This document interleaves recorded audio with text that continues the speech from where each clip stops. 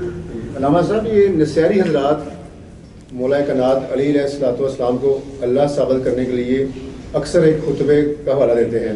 یہ نہج الاسرار کا خطبہ ہے جسے خطبہ بیان کہا جاتا ہے.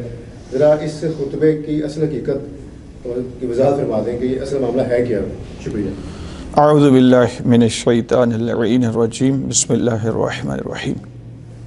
نحمدہ ونصلی علی رسولہ الکریم وعلی آلہ الطیبین الطاہرین المعصومین المظلومین.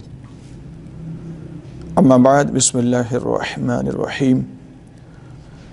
بہت ہی اس وقت کا دور حاضر کا اہم ترین ایک ایشو ہے، سوال ہے، جس کے متعلق آپ نے یہ توجہ دلائی کہ امیر المومنین علی علیہ السلام کو کچھ لوگ اللہ کہتے ہیں اور پھر اس کو ثابت بھی کرتے ہیں.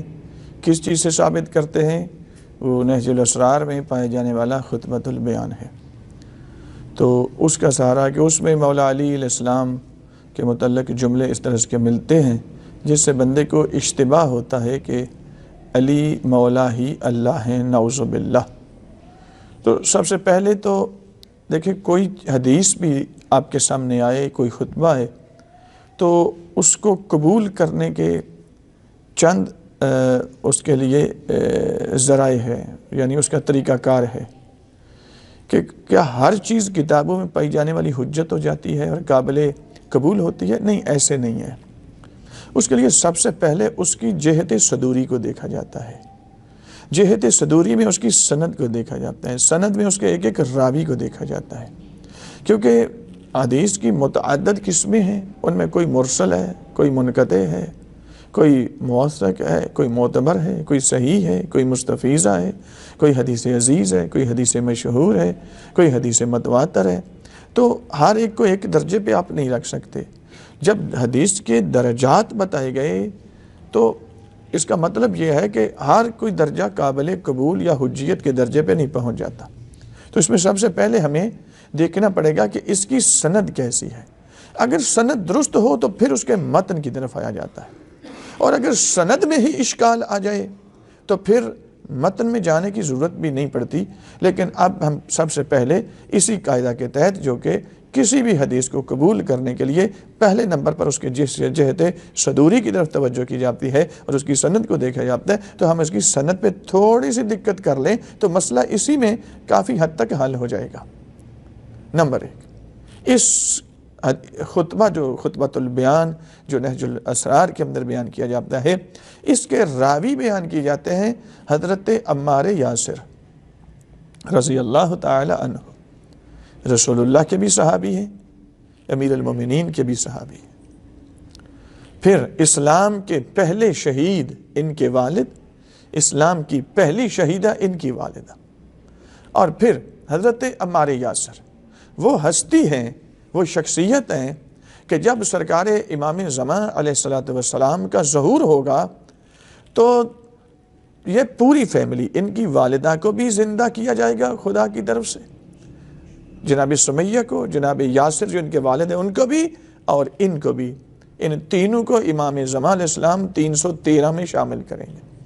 یہ پوری فیملی 313 کا حصہ.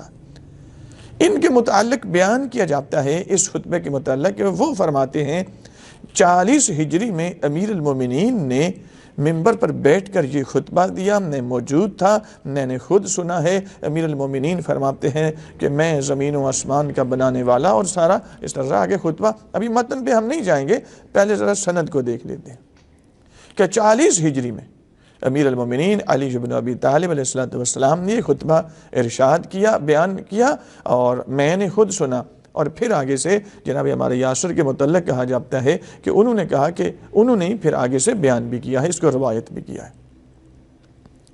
تو تھوڑی سی آپ دقت کر لیں تو آپ کی پرابلم مشکل ابھی یہیں سے حل ہو جاتی ہے کہ 40 ہجری میں بیان ہوا، جبکہ سرکار عمار یاسر وہ راوی ہیں جو جنگ صفین میں شامل ہیں اور جنگ صفین کے شہید ہیں. اور جنگ صفین ہوئی ہے 38 ہجری میں، اور سرکار عمار یاسر رضی اللہ تعالی عنہ کی شہادت بھی 38 ہجری میں ہوئی ہے. شہادت ہوئی ہے 38 ہجری میں. خطبے کی روایت بیان کر رہے ہیں 40 ہجری میں، کہ 40 ہجری میں پاس تھا، امیر المومنین نے یہ خطبہ بیان کیا، میں نے خود سنا، پھر آگے سے بیان بھی کر دیا۔ تو کیا سوال ہمارا یہ ہے کہ کیا حضرت عمار یاسر جو 38 ہجری میں جنگ صفین میں امام امیر المومنین علی بن ابی طالب علیہ السلام سے اجازت لے کے گئے تھے میدان جنگ میں، اور فئہ باغیہ نے ان کو شہید کیا تھا، جس کی بشارت رسول اللہ پہلے دے کر گئے تھے، خبر دے کر گئے تھے کہ تقتلک فئۃ الباغیہ، اے عمار تجھے ایک باغی گروہ قتل کرے گا۔ تو وہ 38 ہجری میں شہید ہوئے۔ کیا 38 ہجری میں شہید ہونے والے، 38 ہجری میں شہادت کے منصب پر فائز ہو کر دفن ہو جانے والے، کیا 40 ہجری میں قبر سے باہر آ گئے اور پھر آ کر انہوں نے امیر المومنین کا یہ کلام سنا اور پھر آگے لوگوں سے بیان بھی کر دیا؟ کس سے بیان کیا؟ ذرا یہ تو بیان ذکر، عقل سے کام لیں۔ یہ بالکل ایسے جس طرح حضرت ابو طالب علیہ السلام کے ایمان کی نفی کے متعلق جو 5 راوی ہیں، وہ کیا کرتے ہیں؟ وہ کہتے ہیں ہم پاس تھے، ہمارے دیکھتے ہوئے رسول اللہ نے ابو طالب علیہ السلام کو ان کے وقت وفات سے پہلے، چند لمحہ پہلے، چند دقیقے پہلے رسول اللہ نے کہا چچا جان آپ کلمہ پڑھ لیں، میں آپ کی شفاعت کر لوں گا۔ تو ابو طالب علیہ السلام نے کلمہ پڑھنے سے انکار کر دیا۔ حتیٰ نبی اکرم نے کہا چچا جان میں اپنا کان آپ کے دہن کے ساتھ لگاتا ہوں، آپ کلمہ پڑھ لیں، آہستہ سے میرے کان میں کہہ دیں، میں آپ کی شفاعت کر دوں گا۔ تو ابو طالب علیہ السلام، وہ راوی کہتے ہیں ہم دیکھ رہے تھے، ہمارے دیکھتے ہوئے، ہمارے سنتے ہوئے نبی اکرم نے کہا، ابو طالب علیہ السلام نے پڑھنے سے انکار کر دیا، بیٹا سب کچھ کیا، یہ کیا ہم نہیں کر سکتے۔ ذرا ان 5 راویوں میں سے ایک حضرت عبداللہ ابن عباس ہے۔ حضرت عبداللہ ابن عباس کے متعلق منسوب کیا جاتا ہے، وہ کہتے ہیں میں پاس تھا، میرے دیکھتے ہوئے سرکار ابو طالب علیہ السلام نے کلمہ پڑھنے سے انکار کر دیا۔ اب ذرا کسی چیز کو بھی قبول کرنا ہے تو وہی قاعدہ آپ یہاں پر لے آئیں۔ تو پھر دیکھیں ذرا اہل سنت کے علماء، اہل تشیع کے علماء، اہل سنت کی کتب الرجال، کتب علم الرجال، اہل تشیع کی کتب علم الرجال بھری پڑی ہیں، متفق علی جملہ۔ اکمال فی اسماء الرجال لصاحب المشکام، اہل سنت کی علم الرجال کی کتاب ہے۔ الاصابہ فی تمیز الصحابہ، میزان الاعتدال، تہذیب الکمال، علامہ مزی، اہل سنت کے بڑے نام ہیں جنہوں نے یہ علم الرجال کی کتابیں لکھی ہیں، وہاں بھی لکھا ہے۔ تشیع کے اندر آگے مستدرکات علم رجال الحدیث، آیت اللہ علی نمازی شارودی رحمہ اللہ، معجم رجال الحدیث، آیت اللہ ابوالقاسم الخوئی، اور اس کے علاوہ باقی کتب دیکھیں، متفق علیہ، کوئی اس میں اختلافی جہت نہیں ہے کہ جناب عبداللہ بن عباس کے لیے کہا جاتا ہے کہ انہوں نے کہا کہ میں سن رہا تھا ابو طالب نے کلمہ پڑھنے سے انکار کر دیا۔ تو متفق تشیع اور تسنن کے علماء رجالیین نے جو جملے لکھے ہیں وہ یہ لکھا کہ سرکار ابو طالب کی رحلت ہجرت سے 3 سال پہلے ہوئی تھی، اور یہ ایسے راوی ہیں حضرت عبداللہ بن عباس جو ابو طالب کی رحلت کے 1 مہینہ اور 5 دن بعد پیدا ہوئے تھے۔ کیا آپ اس روایت کو قبول کرتے ہیں؟ یقیناً کوئی نہیں قبول کرتا، کر ہی کو نہیں سکتا۔ عقل مند کوئی بھی جو تھوڑا سا شعور رکھتا ہے، جس کو اللہ نے عقل کی نعمت سے نوازا ہے، وہ اس کو قبول نہیں کر سکتا کہ ایک راوی ایسا ہے جو کہتا میں پاس تھا، جبکہ وہ ان کی تو پیدائش بھی اس وقت نہیں ہوئی تھی، ولادت بھی نہیں ہوئی تھی، وہ تو یہ ان کی رحلت کے 1 مہینہ اور 5 دن بعد پیدا ہوئے۔ کریں قبول؟ نہیں نہ کر سکتے، اس لیے کہ راوی وہاں تھا ہی نہیں۔ اسی طرح حضرت ابو ہریرہ بھی کہتے ہیں میں بھی پاس تھا، میرے دیکھتے ہوئے انہوں نے کلمہ نہیں پڑھا، نبی اکرم نے کہا۔ تو کتابوں کے نام میں نے لیے ہیں، وہاں پر دیکھیں ذرا کہ سرکار ابو طالب کی رحلت ہجرت سے 3 سال پہلے ہوئی، اور حضرت ابو ہریرہ ایسے راوی ہیں جو ہجرت کے 7 سال کے بعد خود مسلمان ہوئے۔ اور دوسری بات، یہ یمن کے رہنے والے تھے، خبر پہنچی یمن میں کہ جنگ خیبر ابو طالب کے بیٹے علی کی تلوار کے صدقے میں فتح ہوئی ہے، وہاں پہ اتنا مال غنیمت ملا ہے کہ جن لوگوں کے بچوں کو پہننے کے لیے لباس نہیں ملتے تھے، آج وہ سونے کے سکوں سے کھیل رہے ہیں۔ انہوں نے یمن چھوڑا، سیدھے مدینہ میں آئے، مسجد نبوی میں رسول اللہ کے ہاتھ پر بیعت کی، اسلام قبول کیا، اصحاب صفہ میں شامل ہو گئے، اور جنگ خیبر ہوئی ہے 7 ہجری کے آخر میں۔ اور اس کے بعد خبر پہنچی، وہاں سے سفر کیا، یمن سے سیدھے مدینہ میں آئے، اور مدینہ میں آ کر انہوں نے رسول اللہ کے ہاتھ پر اسلام قبول کیا۔ 7 ابو طالب علیہ السلام کی رحلت ہوئی ہجرت سے 3 سال پہلے۔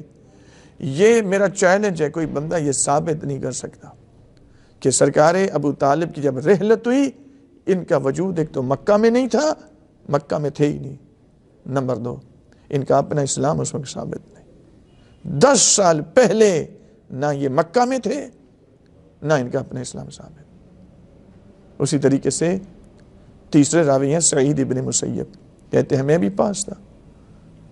اکمال فی اسماء الرجال صاحب المشکات نے لکھا کہ ابو طالب علیہ السلام کی رحلت ہجرت سے 3 سال پہلے ہوئی۔ یہ ایسے راوی ہیں جو حضرت عمر بن خطاب کی دور حکومت میں پیدا ہوئے۔ آپ اس روایت کو قبول کرتے ہیں؟ میں ان نصیریوں سے مخاطب ہوں جو کہتے ہیں کہ خطبۃ البیان جو ہے مولا علی کا خطبہ ہے۔ تو مولا علی کا خطبہ اگر ہے تو پہلے اس کا صدور تو ثابت کریں۔ جس معیار کے تحت آپ سرکار ابو طالب کے نفی ایمان والی روایت کو رد کرتے ہیں، وہی معیار ادھر موجود ہے۔ نہ یہ راوی موجود تھے سرکار ابو طالب کی رحلت کے وقت، نہ وہ راوی موجود تھے حضرت عمار یاسر۔ جھوٹ منسوب کیا گیا ان راویوں کی طرف بھی اور حضرت عمار یاسر کی طرف بھی، جن کی شہادت سرکار امیر المومنین سے اذن لے کر ہوئی اور 38 ہجری میں ہو چکی ہے۔ خطبۃ البیان کہتے ہیں کہ 40 ہجری میں صادر ہوئے علی مولا کی زبان سے، 2 سال بعد کیا سرکار عمار یاسر دوبارہ آگے۔